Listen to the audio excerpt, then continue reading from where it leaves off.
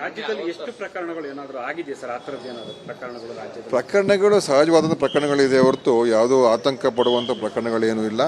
ಮತ್ತು ಯಾವುದೋ ನಾವು ಆತಂಕ ಒಳಗೂ ಕೂಡ ಆಗಬಾರ್ದು. ನನ್ನ ಒಂದು ಮನವಿ. ಕೋವಿಡ್ ಹಿಂದೆ ಓಮಿಕ್ರಾನು ಕೂಡ ಬಂದಿತ್ತು, ಅವಾಗೂ ಹೆಚ್ಚೇನು ಏನು ಪರಿಣಾಮ ಬೀರಲಿಲ್ಲ. ಇವಾಗ ಇದೇನಾಗುತ್ತೆ ಅಂತ ಇನ್ನೂ ನಮಗೆ ಈ ಒಂದು ಏನು JN1 ಇನ್ನೂ ನಮ್ಮಲ್ಲಿ ಯಾವುದೂ ಕೂಡ ಸಂಪೂರ್ಣವಾಗಿ ದೃಢಪಟ್ಟಿಲ್ಲ. ಕೇರಳದಲ್ಲಿ JN1 ಬಂದಿದೆ ಅಂತ ಹೇಳಿದೆ. JN1 ಕೂಡ ಅದೇನು ಅತ್ಯಂತ ತೀವ್ರವಾದಂಥ ಹಾನಿಕಾರಿ ಅಂತ ಇದುವರೆಗೂ ಯಾರೂ ಕೂಡ ನಮಗೆ ಸ್ಪಷ್ಟವಾಗಿ ಹೇಳಿಲ್ಲ. ಅಮೆರಿಕದಲ್ಲೂ ಕೂಡ JN1 ಭಾಳ ದಿವಸ ಹಿಂದೆ ಬಂದಿದೆ, ಅಲ್ಲೂ ವ್ಯಾಪಕವಾಗಿ ಅದೆಲ್ಲ ಹರಡಿದೆ. ಆದರೆ ಅದರಿಂದ ತೀವ್ರ ಏನು ಸಮಸ್ಯೆ ಏನಾಗಿಲ್ಲ. ಆದ್ದರಿಂದ ಇದೆಲ್ಲ ನಾವು ನಿಗಾ ಅಂತೂ ವಹಿಸ್ತೀವಿ. ಮತ್ತು JN1 ಇರ್ಬೋದು ಅಥವಾ ಬೇರೆ ಯಾವುದೇ ಒಂದು ರೂಪಾಂತರ ಆಗಿರ್ತಕ್ಕ ವೈರಾಣು ಇರ್ಬೋದು, ಖಂಡಿತವಾಗಿ ಅದರ ಬಗ್ಗೆ ಇಲಾಖೆ ಎಲ್ಲ ನಮ್ಮ ಕೇಂದ್ರಗಳು, ಆರೋಗ್ಯ ಕೇಂದ್ರಗಳೆಲ್ಲ ಸಜ್ಜಾಗಿರೋದಕ್ಕೆ ಈಗಾಗಲೇ ತಯಾರಿಕೆ ಮಾಡಿಸಿದ್ದೇವೆ. ಹೆಚ್ಚು ಟೆಸ್ಟಿಂಗನ್ನು ಈಗ ಮಾಡಿಸೋದಕ್ಕೆ ನಾವು ಶುರು ಮಾಡಬೇಕಾಗ್ತದೆ. ಈಗ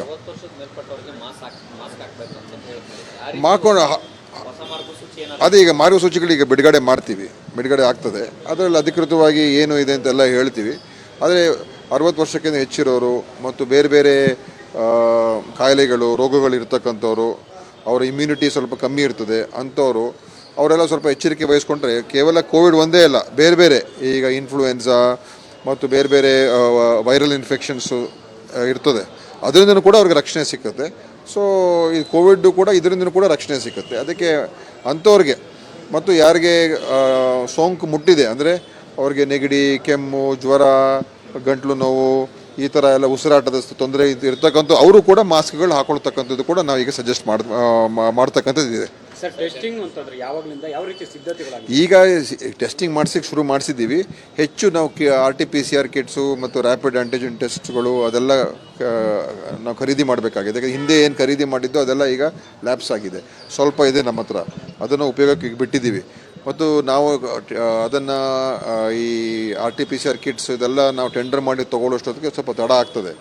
ಆದ್ದರಿಂದ ನೇರವಾಗಿ ನಮ್ಮ ಅಧಿಕಾರಿಗಳಿಗೆ, ಜಿಲ್ಲಾಧಿಕಾರಿಗಳಿಗೆ, ಆರೋಗ್ಯ ಜಿಲ್ಲಾಧಿಕಾರಿಗಳಿಗೆ ನಿಮ್ಮ ಹಂತದಲ್ಲೇ ಅದನ್ನು ನೇರವಾಗಿ ನೀವೇ ಖರೀದಿ ಮಾಡಿ ತಾತ್ಕಾಲಿಕವಾಗಿ ನೀವು ಅದನ್ನು ತೊಗೊಂಡು ಆದಷ್ಟು ಬೇಗ ಶೀಘ್ರಗತಿಯಲ್ಲಿ ಟೆಸ್ಟಿಂಗನ್ನು ಶುರು ಮಾಡಿಸ್ಕೋಬೇಕು ನಾವು. ಯಾಕಂದರೆ ಆವಾಗಲೇ ನಮಗೆ ಗೊತ್ತಾಗೋದು ಎಷ್ಟರ ಮಟ್ಟದಲ್ಲಿ ಈ ಒಂದು ಕೋವಿಡ್ ಹರಡಿದೆ ಅಂತ.